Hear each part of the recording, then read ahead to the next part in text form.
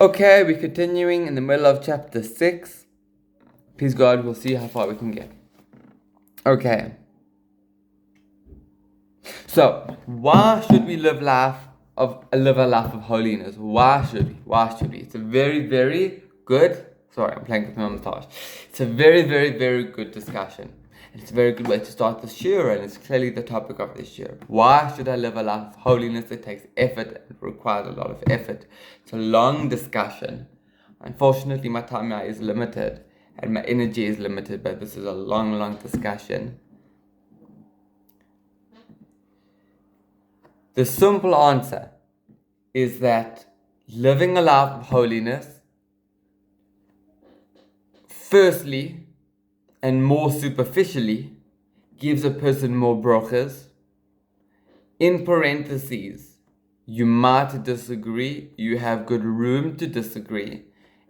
It is another deeper discussion for another time.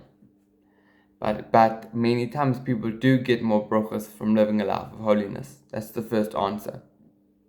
Secondly, more primarily and more deeply, is that living a life of holiness is having an intimate connection and relationship with the creator of the world, whose essence is beyond the entire framework of the world that we have no ability to start to even grasp. And we have the ability to connect with him. That's why. Okay. So sorry, I just had a distraction over there. Basically, the main point I want to get across in very few words briefly is that the main primary purpose of doing holy things and tuning into the whole realm of holiness, your whole life is tuned into the realm of holiness. It is a slow growth. It takes time to get there, but tuning it in, the process of getting there is that a person can have an intimate relationship with the creator of the world. An important side remark is that unfortunately, listen, the truth is Hashem made it like this, but unfortunately, for your average Jew, the difficulties and hardships of life, and part of that is having an animal soul, it confuses us and blocks out the appreciation of that intimacy with the creator of the world, which is why it's so important to put in effort to try and tune into it consciously, whether that be through prayer, through praying and speaking with people about it. But it's not just about doing actions, it's about connecting to the creator of the world. Those actions are the pathway, the mitzvahs are the pathway of the intimacy, the intimate pathway to increasing that relationship with the creator of the world. Okay, good. So we're continuing chapter 6, moving on to chapter 7, and we are moving on to another discussion. The discussion is, what are the three categories of existence? Category number 1, holy things, mitzvahs, open mitzvahs, a sefer Torah, a mezuzah, a tefillin, a lulav and esrog, whatever it may be. An outright mitzvah. Okay, blatantly obvious. Category number 3, on the other end, bad things, murder, thievery, blatant sin, bad things. Category number 3, quite clear and simple. Well, I hope it's clear and simple. What's in the middle? In the middle is actually most of the physicality in this world, also known as the mundane. It's the mundane because it's not an outright mitzvah, but it's not an outright sin. It's not inherently immoral, it's not like murder or something bad like that. It's eating food, kosher food, eating an apple, going for a run, sleeping, going to the toilet, basic human stuff, going to work, making money, as long as it's done all in a kosher way.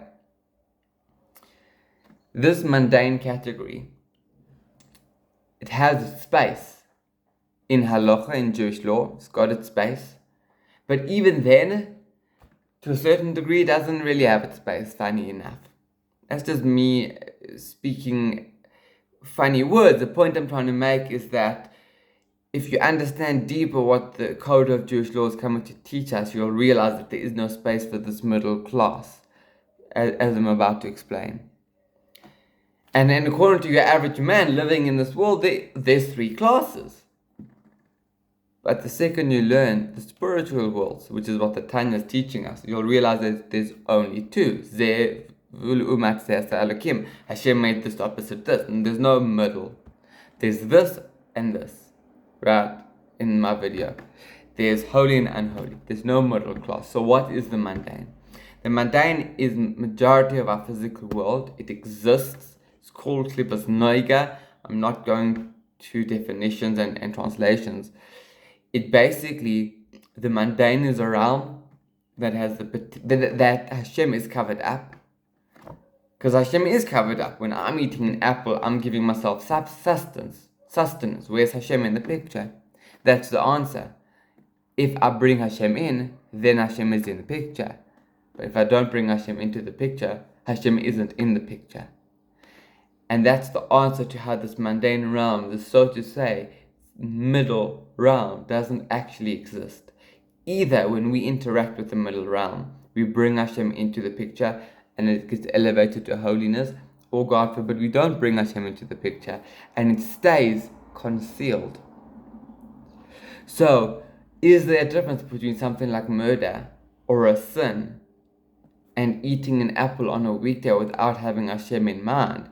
The answer is there is still a difference. I don't want to get into too much Kabbalah in these recordings, but the basic answer is that when a Jew interacts with the mundane in the appropriate way according to Jewish law, all you have to do to elevate it is have Hashem in mind, bring Hashem into the equation. Very easy to elevate it. And if you didn't do that, God forbid, and it went down and it went to the side of unholy and Hashem's out of the equation, then you say, Hashem, I'm sorry, I want to correct my ways and I want to bring you into every aspect of my life. Then you elevate it from the side of unholiness to the side of holiness. But things which are inherently unholy, the really extreme example, murder, but other things, sins, right? A chait is blatantly going against something Hashem says do not do. Is tied down to the side of unholiness. And to lift that up and bring it to the side of holiness requires teshuvah, but not just teshuvah, a very deep level of sincere regret and sincere changing of one's life and the direction of one's life and moving oneself to a better, holier space. Is it possible? Yes, it's possible. Of course it's possible. Of course it's doable. It's a mitzvah to do teshuvah. But it's not a walk in the park. It's not something you can do easily. Elevating an apple on a weekday, you can do that easily. Think about Hashem. Think about Hashem created this apple. Very simple task. But to do teshuvah on sins is a serious introspective task that most of us only have strength to do maybe once or twice a year in these very serious manners, whether it's on Rosh Hashanah, Yom Kippur, whenever the time may be. So this is really the discussion in chapter 7, end of chapter 6 and going into chapter 7, that we have this mundane category. And we end off chapter 7, and we'll end here because I don't have more time, is that everything a Jew does, a Jew can do teshuvah. And even if a person comes across a text in the Torah that says you can't do teshuvah, the Alter Rebbe says you still can do teshuvah. It's just significantly more difficult, but it can be done. And I've left out a few small pieces of information, but that's basically the gist of end of chapter 6 and 7. And the nutshell is that we are born on this world and on this planet not to be an animal, but we are born on this world and planet to elevate ourselves spiritually, to live an active, not a passive life, an active life bringing Hashem into our lives, bringing Hashem into our bodies, thought, speech, and action, deeper, intellect, emotions, into our family, into our chelek, our portion of the world, our physicality that we own, into our job, into our community, the environment, wherever we walk on the street, or we are living an example of holiness, of goodness, of being a Kiddush Hashem.